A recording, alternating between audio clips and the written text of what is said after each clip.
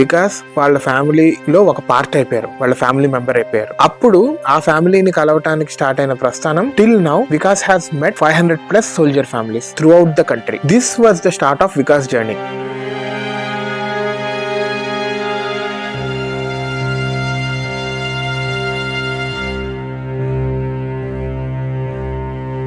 And మొదట్లో he use to share the stories to వాళ్ళ ఫ్యామిలీకి, విలేజర్స్కి, నైబర్స్కి ఇలా చెప్తా ఉండేవాళ్ళు.